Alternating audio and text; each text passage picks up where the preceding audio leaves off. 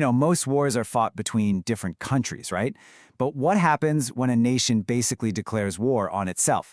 This isn't just some dusty story from a history book. It's about a bloody, revolutionary conflict that was all sparked by one single explosive question.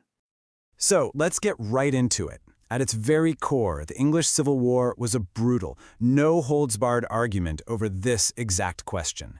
Who's in charge here? Is it a king who truly believes his power comes directly from God? Or is it the people, represented by their parliament, who say, no, power comes from the law? And here you can see the two clashing worldviews laid out side by side. On one side, you've got King Charles I.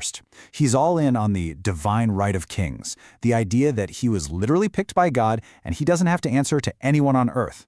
But on the other side, you have Parliament. And they're arguing that even the king has to follow the rules, the rule of law, and he can't just do whatever he wants without their okay. I mean, these two ideas, they just couldn't exist in the same country peacefully. It was a collision course. Right, so this wasn't just some philosophical coffee shop debate. This massive clash of ideas led to some very real, very specific fights that started to push the entire nation right to the edge. And it started, as it so often does, with money. Charles needed cash, but Parliament refused to give it to him. So what does he do? He just goes around them. He starts collecting this tax called ship money from everyone all across the country. Now, to Parliament, this wasn't just a tax. This was the king basically tearing up the rulebook and writing his own. It felt like a direct attack on their power. And then things got, well, a lot more sinister. Charles started using this secret court, the Star Chamber, to throw his critics in jail and punish them. This whole thing operated completely outside the normal legal system. Just imagine that for a second.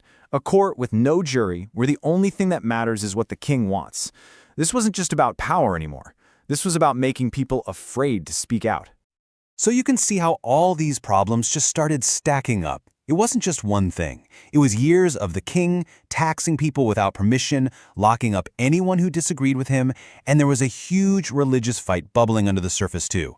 On top of all that, for 11 straight years, 11 years, he didn't even bother to call Parliament into session. The trust was gone, completely. The two sides weren't even having a conversation anymore. Okay, so this Cold War of angry words and political games was about to turn hot. The whole country was basically a powder keg, and King Charles himself was the one about to light the fuse.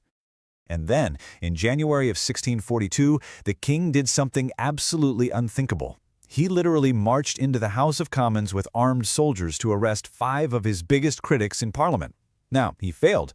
They got a tip-off and escaped, but the damage was done. Can you imagine? The king using military force against his own government? That was it. There was no going back from that. A few months later, he raised his flag, and the war was on. So after years of absolutely brutal fighting that tore families and the entire country apart, Parliament's armies finally won.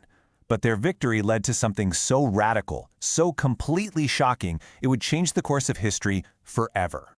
You have to understand, this had never happened before, not anywhere.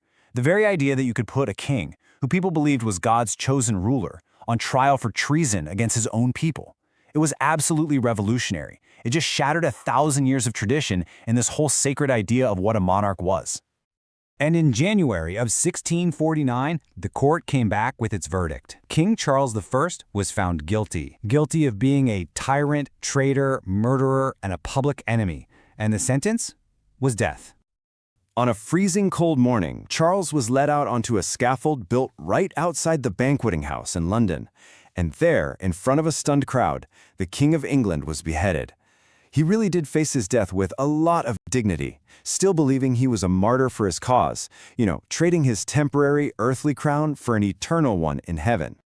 The execution of a king? I mean, that's a world-shaking event, but its real importance, the reason this war from almost 400 years ago still matters so much, is what happened next. The legacy was just profound. First, the trial and execution set up this brand new radical principle. Nobody, not even the king, is above the law. That idea alone permanently shifted the balance of power. From then on, Parliament, not the monarch, was going to be the ultimate authority in England. And these ideas, leaders being held accountable, having a representative government, they became the bedrock for modern democracy, not just in Britain, but in America and all over the world. So in the end, That huge question that started the whole war, who gets to rule, it was finally answered. It was answered in debates, it was answered in bloody battles, and ultimately it was answered on an executioner's block. Power wasn't going to flow down from God to a king anymore. It was going to flow from the people, through the law, to their government. What the English Civil War really shows us is that when the basic rules of how a country is run are challenged, the results can be absolutely earth-shattering. And it kind of leaves us with a question that never really gets